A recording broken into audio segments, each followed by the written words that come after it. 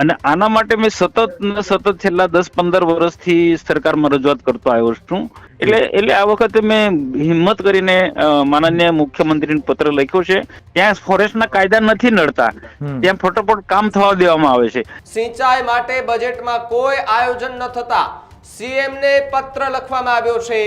સાંસદ તરીકે પોતાની ફરજ, એક જનપ્રતિનિધિ તરીકે ફરજ બજાવતા મનસુખ વસાવાની આ સૌથી મોટી જાહેરાત અને સૌથી મોટું નિવેદન અત્યારે જોવા મળ્યું કે જ્યાં એમણે ડેમને લઈને રજૂઆત કરી હતી.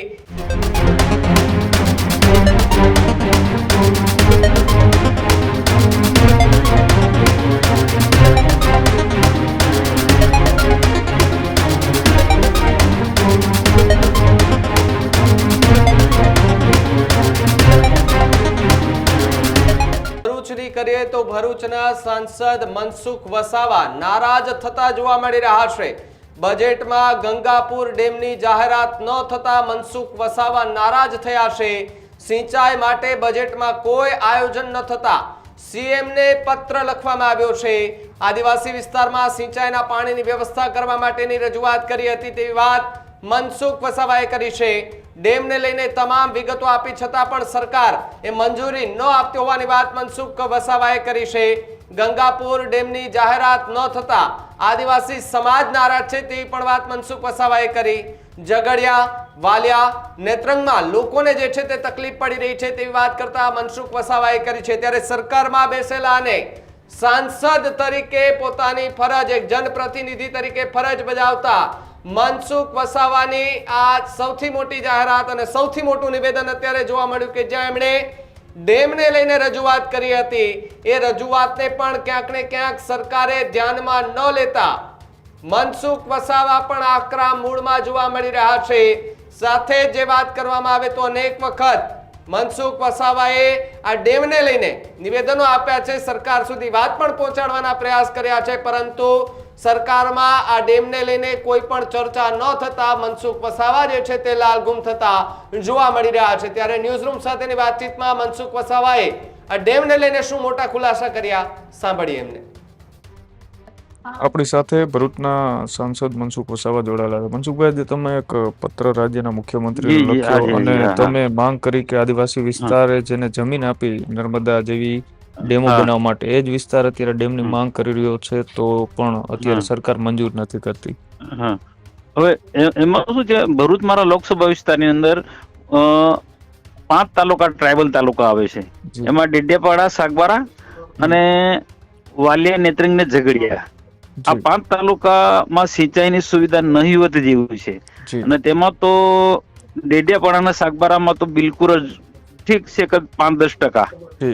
અને આના માટે મેં સતત છેલ્લા 10-15 વર્ષથી સરકારમાં રજૂઆત કરતો આવ્યો છું. અને એના વિકલ્પ પણ બતાવ્યા છે કે આવી રીતના આ યોજના બનાવવામાં આવે તો આ તાલુકાને સિંચાઈની સુવિધા મળી શકે છે. અને તેમાં ડેડિયાપાડાના, સાગબારામાં નર્મદા ડેમના અને કરજણ ડેમના અસરગ્રસ્તોનો પુનઃ વસવાટ કરાયો છે. તો જે આદિવાસીઓ નર્મદા ડેમના મોટા પ્રોજેક્ટની અંદર, સિંચાઈના મોટા પ્રોજેક્ટની અંદર અને કરજણ ડેમના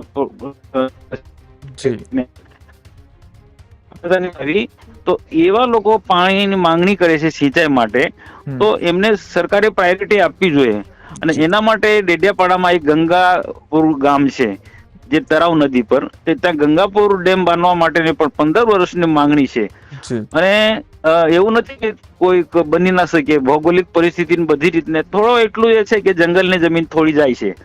તો ઘણા મોટા પ્રોજેક્ટની અંદર જંગલની જમીન જાય છે, ત્યાં બદલામાં સરકાર બીજી જગ્યાએ જંગલ ફાળવે છે જેટલું ડૂબમાં જતું હોય. તો અહીંયા ગંગાપુર ડેમમાં પણ જે પણ કરવું હોય, જંગલની જમીન થોડી જાય એનું વળતર સરકાર આપે કે પછી બીજી જમીન ફાળવે.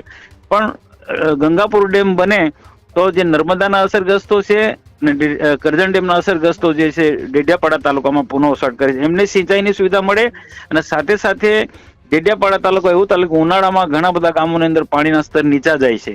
તો એ ગંગાપુર ડેમ બને તો એ પાણીના સ્તર ઊંચા આવે તો પીવાના પાણીનો અને ખેતીની સિંચાઈ માટેનો જે કાયમી પ્રશ્ન છે ઉકેલ આવી જાય. અને આ ગંગાપુર ડેમ બનાવી અને એમાં નર્મદા ડેમનું પાણી લીપ કરીને એ ડેમમાં નાખવામાં આવે અને કણજી વાંદરી પાસેથી પીવાના પાણીનો આખો પ્રોજેક્ટ તૈયાર થઈ રહ્યો છે, લીપ કરીને એ પીવાના પાણી આપવાના છે ઘણા બધા એરિયાની અંદર. તો સરકાર કેમ તમે અનેક વખત રજૂઆત કરો છો 10 વર્ષથી, કેમ સરકાર આ મામલે કોઈ નિર્ણય નથી કરતી? શું લાગે છે આમાં કોઈ બીજા વિપક્ષી ધારાસભ્યો લડે છે કે શું? એટલા માટે જ મારે માનનીય મુખ્યમંત્રીને પત્ર લખવો પડે, અને એ હમણાં નહીં, છેલ્લા 15 વર્ષથી અમે આ રજૂઆત કરીએ છીએ, અને તેના ખેડૂતોને પછી દર વખતે મેં ખોટા આશ્વાસન જ આપવાનું રહ્યું. એટલે આ વખતે મેં હિંમત કરીને માનનીય મુખ્યમંત્રીને પત્ર લખ્યો છે, ફાઇનાન્સ મંત્રીને પણ એની કોપી આપી છે, અને હજુ બી આશા રાખું છું કે ચાલુ બજેટ છે ગમે તે રીતના એ જોગવાઈ કરી શકે છે. અને આ વિસ્તારના આદિવાસીઓને તો શું છે, આદિવાસીઓ પછી પોતાની જે માંગણી સંતોષાય ના તો પછી કોઈ ને કોઈ રીતના પછી એ નારાજ થઈને બીજી કોઈ પણ રીતના એ ફંટાઈ શકે છે.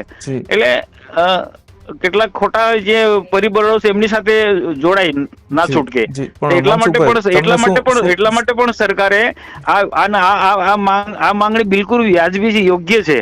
જો કવાંટ વિસ્તારમાં છે, છોટાઉદેપુરમાં છે, દાહોદ વિસ્તારમાં નર્મદાના કેનાલનું પાણી લીપ કરીને આપ્યું, તો અહીંયા તો નવો ડેમ ગંગાપુર ડેમ બનાવવાની વાત છે. અને બીજું કે નર્મદા જિલ્લામાં ગરડેશ્વર તાલુકો જે છે, કે ગરડેશ્વર તાલુકામાં પણ મોટા ભાગના અસરગ્રસ્તો છે, એમાં ડેમમાં કોઈ ને કોઈ રીતના અંશતઃ અસરગ્રસ્તો છે, પૂર્ણ અસરગ્રસ્તો છે.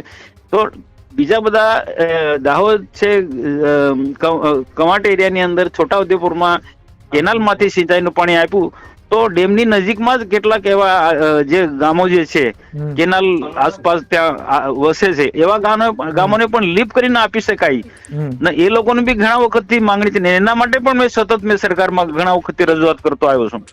તો આના કારણે શું છે, આદિવાસીઓ ખૂબ રાજી છે. આમ આદિવાસીઓના વિસ્તાર માં ઘણી બધી સારી સરકારની સુવિધા છે. દેવમોંગરા પણ ખૂબ મોટી ભેટ સરકારે આપી છે, બજેટમાં સારી સુવિધા કરી છે, અને ઘણા બધા આદિવાસી એરિયાની અંદર બજેટની અંદર વિકાસ માટે મોટું ફંડ આપે છે. પણ જ્યાં ખરેખર જ્યાં જરૂર જે છે એવા વિસ્તારની અંદર કોઈક ને કોઈક કારણસર ધ્યાન આપવામાં નથી આવતું. એટલે મેં મુખ્યમંત્રીને પત્ર લખ્યો છે. પણ મનસુખભાઈ, શું લાગે છે કે તમે તો અત્યારે હાલ દિલ્હીથી તમે કહો છો એમ આવો છો, તો ત્યાં જળશક્તિ મંત્રી CR પાટીલને આ મામલે કોઈ રજૂઆત કરી છે? અમે એમને અગાઉ રજૂઆત કરી તો એમને એવું કીધું કે આ રાજ્ય સરકારનો લાગે, અને રાજ્ય સરકારનો લાગે એટલા માટે જ મેં આ મુખ્યમંત્રીને પત્ર લખ્યો. એને પત્ર લખતા પહેલા અગાઉથી મેં માંગણી કરી છે, અને અમારા બાકીના જે નરેશભાઈ પટેલ છે ટ્રાઇબ, મારી વાત સરકારમાં મૂકી છે કે ભાઈ આ જરૂરી છે. મારા ગણપતસિંહ વસાવા આદિવાસી મોરચાના પ્રમુખ છે, એમને પણ સરકારમાં રજૂઆત કરી છે કે આ વર્ષોની માંગણી છે ને વ્યાજબી છે. તો આજે ચેતર વસાવાએ પણ જયારે સત્રની અંદર એક મૂક્યું હતું કે જીતગઢ અને જૂના રાજના માર્ગ ચારેક વર્ષથી આ મળી ગયેલી છે, મંજૂરી પેન્ડિંગ છે, પણ વન વિભાગ છે કરવા નથી દેતું. શું વન વિભાગનો એટલો બધો ત્રાસ છે તમારા વિસ્તારમાં? ફોરેસ્ટ વિભાગ પણ બેધારી નીતિ અપનાવે છે. દાખલા તરીકે સ્ટેચ્યુ ઓફ યુનિટી કે નર્મદા ડેમનો આટલો મોટો ડેમ બન્યો ત્યારે કે અથવા તો ઘણી બધી જગ્યાએ રોડ રસ્તા બને છે મોટા, ત્યાં ફોરેસ્ટના કાયદા નથી નડતા, ત્યાં ફટોફટ કામ થવા દેવામાં આવે છે. જ્યારે અહીંયા આ જૂના રાજ ગામનો રસ્તો 29 કરોડ રૂપિયા રાજ્ય સરકારે મંજૂર કર્યા છે, અને ડેડિયાપાડા વિસ્તારની અંદર, ડુમખલ વિસ્તારની અંદર, માલસામટ વિસ્તારની અંદર પણ 3 થી 4 નાના બ્રિજો મંજૂર કર્યા છે કરોડો રૂપિયાના ખર્ચે, અને એવા કેટલાક જંગલ ફોરેસ્ટ એરિયાની અંદર રોડ રસ્તા મંજૂર અમે કરાયા છે. હવે રાજ્ય સરકાર એમ બીજું ફંડ આપે છે, બાજુ ફોરેસ્ટ આવા કાયદાના આગળ ધરીને એક કામ અટકાવે છે. કેટલીક જગ્યાએ તો કોન્ટ્રાક્ટરોના સાધનો એમને જપ્ત કરી લેતા, તેથી છોડતા નથી. તો આ રીતના ફોરેસ્ટના કાયદા આ રીતના ખોટી રીતના આગળ ધરશે તો આદિવાસી એરિયાનો કોઈ વિકાસ જ નથી થવાનો. તો એટલા માટે એના માટે પણ અગાઉ મેં પણ મનસુખભાઈ, આ જે તમારી માંગ છે સ્વીકારવામાં નહીં આવે તો આગામી દિવસોમાં આદિવાસીઓને શું કહેશો, શું આશ્વાસન આપશો? કારણ કે તમે તો અનેક વખત કમિટમેન્ટ આપ્યું છે એમને કે ભાઈ બની જશે. હું વર્ષોથી ઘણા બધા પ્રશ્નો અમારા ઉકેલાયા છે, એવું નથી કે અમારું કોઈ સાંભળ્યું જ નથી, ઘણા પ્રશ્નો ઉકેલાયા છે, પણ જે જરૂરી આ છે બીજી બધી ગુજરાત પેટર્નની અંદર આ તમે 10 વર્ષથી આ માંગ કરો છો તો આ કેમ નથી સંભળાતું? એટલે આ વધારાની અમારી જરૂર છે. અને બીજું એટલા માટે ખાસ આગ્રહ રાખું છું કે ખરેખર આદિવાસીને વિકાસ કરવો હોય તો સિંચાઈની સુવિધા આપવી પડે. સિંચાઈની સુવિધા આપે તો સાથે પશુપાલનનો ધંધો ઓટોમેટિક ડેવલપ થવાનો છે, કારણ કે સિંચાઈની સુવિધા હોતી લીલો ઘાસચારો આવવાનો છે. એટલે આ હું સતત આની રજૂઆત કરતો આવ્યો છું. અને આની રજૂઆત હું જરૂર જણાય તો હું ઉપર કેન્દ્ર સરકારમાં પ્રધાનમંત્રી અને માનનીય અમિત શાહ સુધી પણ આની હું રજૂઆત કરવાનો છું. જી જી જી, ખૂબ ખૂબ આભાર જોડાવા બદલ મનસુખભાઈ.